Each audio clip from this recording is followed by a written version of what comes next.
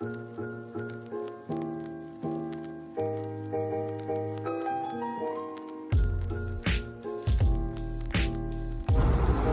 lagi projek perumahan yang berdekatan dengan Ipoh, Cepoh Forest City.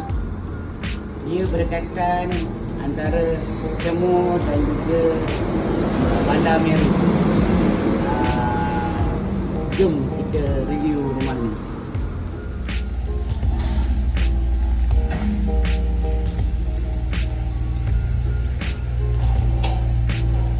Assalamualaikum.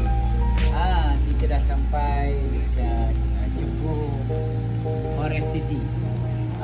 Taman yang kita nak view hari ni adalah taman Silver Valley Gardens. Sebuah taman yang baru dibina dan dijangka akan siap 2026. Kita review sama-sama rumah ni.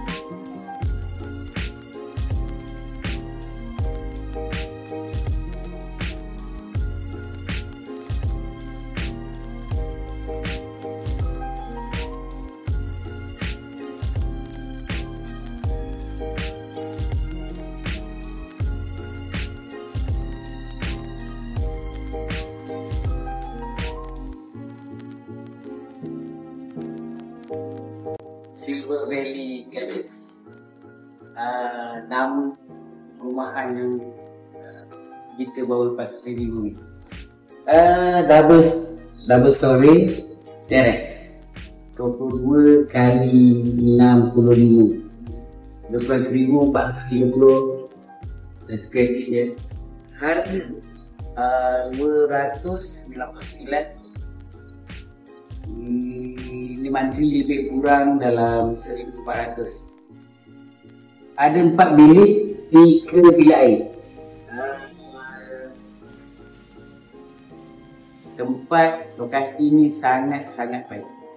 Dia berada lebih kurang 2 km daripada Bulatan Meru yang ada fasiliti seperti lebuh raya, akses lebuh raya yang mudah utara selatan.